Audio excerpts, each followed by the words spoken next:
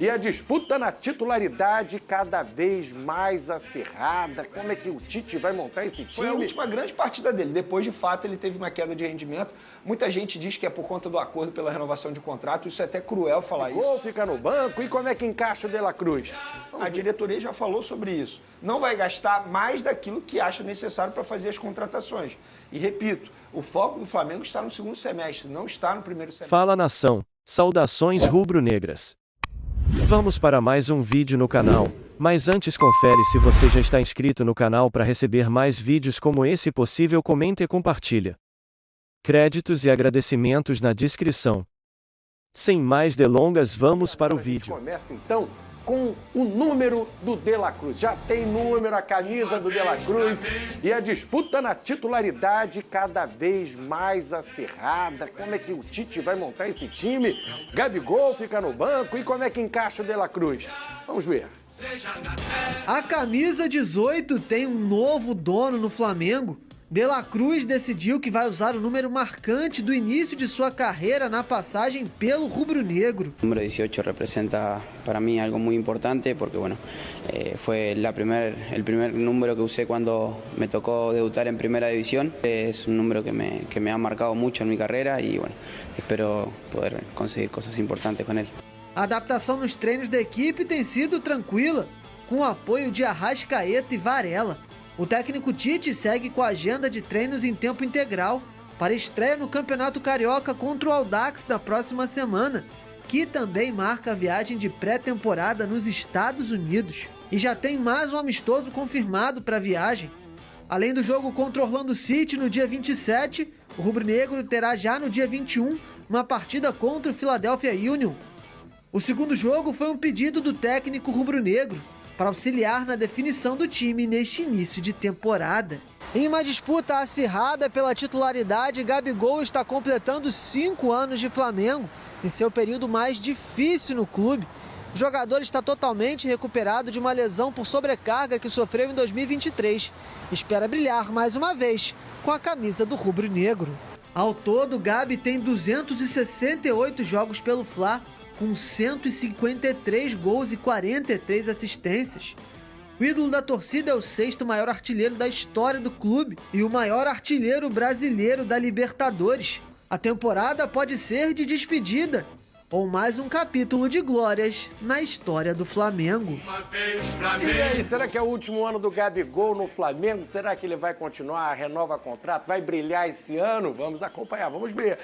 Seguinte, a gente tem uma arte aqui mostrando o vai e vem, a gente vai passando de todos os clubes, vamos começar com o Flamengo, eu já dou boa tarde pro pessoal, a gente já mostra aqui que a gente montou aqui. Chegando o De La Cruz, a gente vai atualizando, por enquanto só o De La Cruz chegou e tem as saídas também. Vene Casagrande você vem colocando, o Flamengo tem que ter calma no mercado, por enquanto só um reforço, mas que reforço também. E as saídas aí vem a turma e as figurinhas de uma galera. Eu quero parabenizar o departamento de arte, hein? Daniel é o cara que montou essa arte. Palmas pro Daniel. Aí, Daniel, brilhou. Bonitinho, né? Fala aí, Vene Casagrande, boa tarde para você. Mais uma vez, a gente está acompanhando na expectativa do que acontece lá no Ninho do Urubu, o Bruno Henrique vai dar coletiva, vai ser apresentado também o De La Cruz e a gente vai dando essa passada aqui, por enquanto só chegando o De La Cruz e muitas saídas, como a gente vem contando ao longo desses dias. E nessas saídas a gente vai poder também adicionar em breve o goleiro Santos, que fica à disposição no Flamengo até esse mês. Fechou a situação? Como é que vai ser? Quando vai? Porque o Flamengo quer contar com um goleiro para as primeiras rodadas do Campeonato Carioca, porque acha um goleiro importante para esse início. E eu acho que o Flamengo, assim, ele está valorizando o começo do estadual, embora muita gente ache que não existe essa valorização dentro do clube, pelo elenco principal estar nos Estados Unidos nesse determinado momento. Só que o Flamengo entendeu que ele seria uma peça importante nessas 2 rodadas, e aí pediu ao Fortaleza, entrou no acordo, e a partir de fevereiro ele vai ser jogador do Fortaleza, embora já tenha contrato assinado, então vai poder adicionar essa saída também. Mas se a gente parar e analisar, dessas saídas aí, quem a gente pode considerar como titular? Talvez o Felipe Luiz, em determinado momento foi titular ali. Os demais, cara, não são titulares. Assim, o Everton Ribeiro, tudo bem, uma saída que chama a atenção, mas também não era considerado titular, e aí tem a chegada do De La Cruz. Aí o Flamengo está em busca do Léo Ortiz para entrar na vaga do Rodrigo Caio, teoricamente, e está em busca também do Vina para entrar na vaga do Felipe Luiz. E eu sempre venho falando isso, tem que ter calma. Tem que ter calma, a ansiedade do torcedor eu compreendo, porém a diretoria já falou sobre isso. Não vai gastar mais daquilo que acha necessário para fazer as contratações. E repito, o foco do Flamengo está no segundo semestre, não está no primeiro semestre. E se a gente for parar e analisar, Flavinho, na boa, nem sempre aquilo que o Flamengo prioriza na primeira vai dar certo. Vamos parar e analisar. O Gabigol veio para o Flamengo porque o Flamengo não conseguiu contratar o Pablo, atacante. O Arrascaeta veio para o Flamengo porque o Flamengo não conseguiu contratar o Rodriguinho. Você lembra disso? É verdade, é verdade. Então, às vezes, o plano B, teoricamente, pode ser melhor que o plano A. Então, o torcedor ele tem que ter calma, sem ansiedade. Esse é o ponto. Eu acho que, em relação ao Léo Ortiz, o Flamengo vai ter sucesso na negociação. O jogador extremamente infeliz lá, insatisfeito, fazendo cara de poucos amigos no dia a dia do Bragantino. Como que o clube vai manter um jogador assim? Agora, o Flamengo vai ter que subir um pouco o valor também.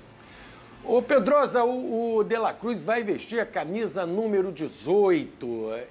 A gente ficou aqui debatendo, o cara vai vestir a 7, ou vai vestir a 12, camisa não importa tanto, mas aí acabou com o mistério então, ele vai ser 18. Beleza, Pedrosa? Tava até conversando com o Vene, ele me disse que foi a camisa que o De La Cruz jogou na sua estreia como profissional, né? Então isso tem um simbolismo muito grande. Eu lembro vários e vários jogadores que depois de terem camisas simbólicas utilizaram outros números também. Por exemplo, o Ronaldinho, no Milan, ele jogou com a 80, que não tinha nada a ver com o histórico do futebol dele. Se eu não me engano, ele nasceu nesse ano, então por isso jogou com isso. Então, no final das contas, cara, a camisa quem joga são as pernas, não são as costas, entendeu? O próprio Romário, eventualmente, usou a 10. Que, não, assim, teoricamente, não é o número dele. Né? Exatamente. 11, né? A carreira inteira. Tem milhares e milhares aí de exemplos, né, nesse sentido, então isso não vai ser um problema.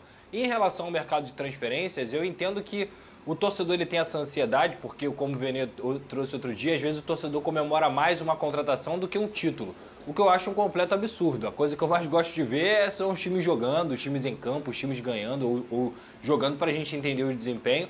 E o outro ponto é o seguinte, ainda faltam 2 meses para a janela de transferências fechar. Então, o futebol hoje em dia, gente, ele acontece muito mais rápido do que acontecia há 5 anos, há 10 anos. Isso é uma coisa até que o Alexandre Matos, que é um cara do mercado, falou na entrevista coletiva. Hoje você está no Japão, está na Arábia, você está nos Estados Unidos, você está em qualquer lugar do mundo por conta da tecnologia. Então, eu tenho pressa, eu quero que aconteça logo. E como o Vene muito bem trouxe, às vezes não dá certo aqui, mas no outro momento dá certo, abrem outras possibilidades, às vezes um jogador está saindo de um clube, se mostra em outra posição e você consegue buscar. O mapeamento de mercado, e isso é um trabalho do scout dos clubes, é que tem que estar muito atento para as oportunidades. Mas as coisas acontecem muito rápido no futebol, então por isso que eu não me desespero com esse início de janela de nenhum clube carioca, para ser muito honesto, que eu acho que está sendo bem feito. Lembrando que ainda tem outra janela no meio do ano, é a janela que tem mais contratações no futebol internacional, então os elencos ainda vão ser reforçados no meio do ano, né? Ainda tem muita coisa para rolar. Vene, a sua expectativa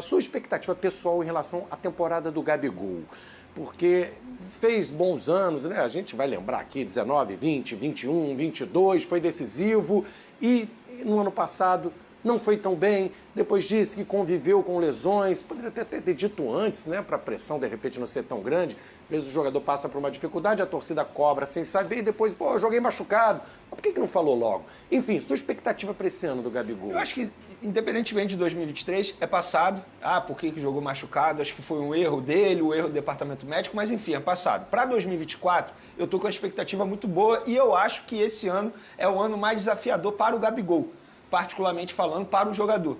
Porque é o primeiro ano que chega um treinador e não há o debate assim, como que o Tite vai fazer Pedro e Gabigol jogarem juntos? Não tem mais esse debate. Porque todo mundo está entendendo que o Gabigol é reserva atualmente. Então, por isso que eu falo que vai ser extremamente desafiador para o jogador. Primeiro, ele vai ter que jogar bem e depois reconquistar a vaga dele de titular na equipe do Flamengo. Vai ser muito difícil, mas eu, acompanhando o dia a dia do Flamengo, a forma como o Gabigol se representou, ele se representou muito melhor fisicamente, isso é visível. Se você parar e analisar o Gabigol no fim de 2023, o Gabigol agora, na reapresentação, é um outro jogador fisicamente falando.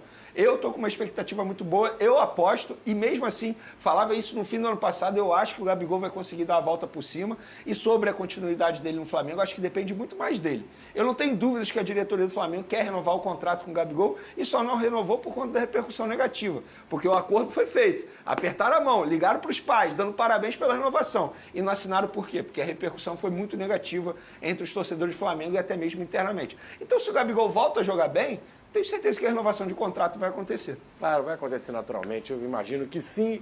Vamos ao vivo lá para o Ninho do Urubu. Está tendo a entrevista coletiva, está começando com o Bruno Henrique. Nesse momento a gente está vendo aqui o presidente, Rodolfo Landim, a mesa ali composta pelos principais dirigentes do Flamengo, o Bruno Henrique ali centralizado. A gente abre o áudio e vamos ouvir um pouquinho? Fazendo a torcida feliz como ele vem fazendo ao longo desses anos, né? Isso é sempre um motivo de grande alegria. E um jogador que todos conhecem, um exemplo de profissional, eu acho que dentro e fora do campo, de dedicação, todos acompanharam, vamos dizer assim, a recuperação dele, a forma com que ele se dedicou naquele período em que ele teve lesionado e tudo isso. É um exemplo, e eu acho que... Legal, o Landim, claro, está enchendo a bola do Bruno Henrique, contrato renovado, mas tudo verdade o que ele está falando também. O Bruno Henrique, um cara que mostrou um profissionalismo, passou por uma grave lesão, voltou até jogando bem, surpreendendo muita gente que acreditava que ele não ia recuperar o bom futebol.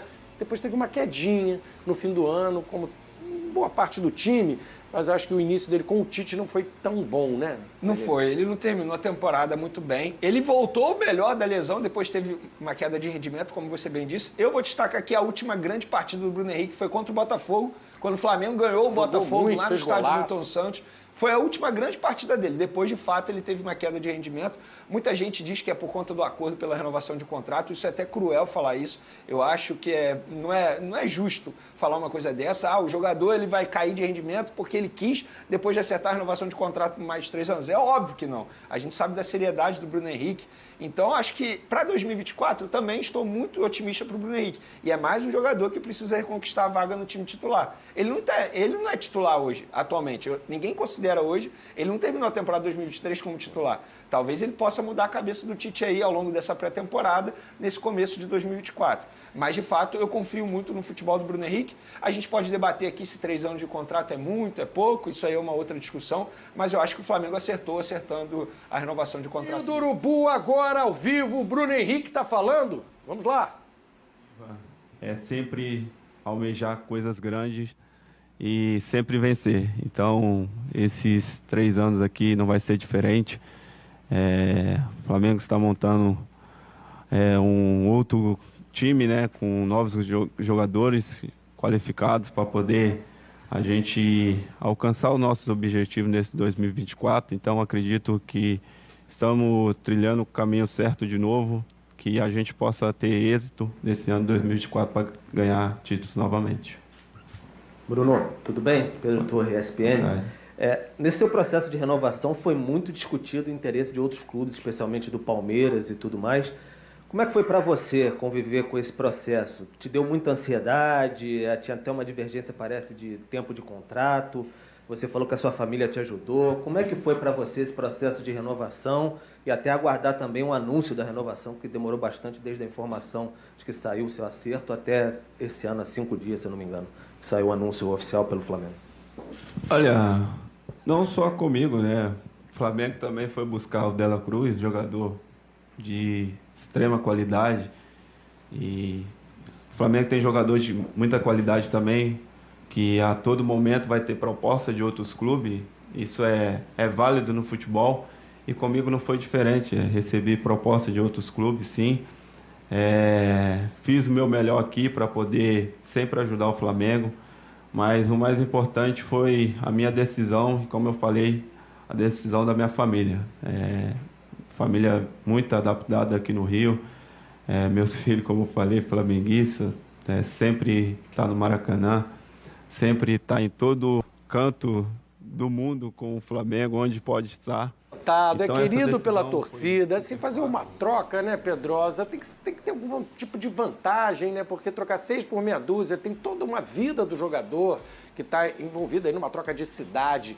Agora, eu tenho a sensação de que quando o Palmeiras acenou com o desejo, a diretoria do Flamengo correu para não perder, exatamente para reforçar o rival, né? Não tem dúvida. Isso também. Você começa a ver um rival se mexendo, Você foi lá e renova para não perder o cara. Não tenha dúvida, até porque a própria torcida do Flamengo nas redes sociais encararia como um absurdo a saída do Bruno Henrique, ainda mais para um rival direto, para o maior rival do Flamengo no âmbito nacional e também continental, que é o Ano Palmeiras. de eleição. Não tem como, você não poderia perder o Bruno Henrique de forma alguma, não só pela parte técnica, mas por tudo isso que envolve também. Em relação à lesão, eu acho que o Bruno Henrique ele surpreendeu a gente pela forma que ele voltou. Porque o natural, depois do cara ter uma lesão multiligamentar como ele teve, é ele ir voltando aos poucos. Então eu acho que nesse processo o Bruno Henrique fez mais do que a gente esperava. Ele ainda está num processo de recuperação, ainda está num processo de voltar a ser aquele Bruno Henrique que ele era. Eu acho que nessa temporada ele pode fazer isso. Agora, Bruno Henrique e Gabigol no banco, os caras começarem a jogar bola, o que já mostraram, vai ser a dor de cabeça boa pro Tite, né? Não, mas isso aí faz parte. Quando você tem um bom elenco, você aumenta a competitividade dentro do elenco e, obviamente, você vai aumentar o nível também de futebol da equipe. Eu fico parando e analisando como é que é o coletivo lá no Ninho do Urubu. É melhor que muito jogo aí do Campeonato Brasileiro. Porque se você parar e olhar o time titular, teoricamente, e o time reserva, teoricamente, cara, é um grande duelo. O time reserva do Flamengo é melhor que muita equipe da Série A do Campeonato Brasileiro. Eu acho que cabe tanto ao Bruno Henrique quanto ao Gabigol brigarem pela vaga. Condições, eles têm, já mostraram isso. Mas também tem o Cebolinha também, que terminou a temporada 2023 muito bem, que tem a confiança do técnico Tite. A ponta direita, para mim, é uma incógnita. A verdade é essa. Acho que a ponta esquerda, teoricamente, o Cebolinha tomou conta. Mas a ponta direita, uma hora ficou o Luiz Araújo, outra hora o próprio Bruno Henrique jogando torto, porque não é a dele ele jogar pela ponta direita. Então o Tite precisa resolver isso. Tem a chegada de La Cruz, que muita gente acha pode fazer essa função. Mas eu confio tanto no Bruno Henrique quanto no Gabigol, mesmo eles sendo reservas, mas reservas entrando em alto nível. Isso ajuda o Flamengo. E que pressão, né? Pro Cebolinha, Luiz Araújo, ou quem começar jogando, olha no banco, tem o Gabigol e Bruno Henrique, ídolos, com a história que eles têm, o cara tem que se esforçar mais para não perder. Então é isso, nação. Obrigado por ter chegado até aqui. Não esqueça de deixar o seu like e fortalecer o canal. Se inscreve para receber mais vídeos e, se possível, compartilha. Um grande abraço e fiquem com Deus.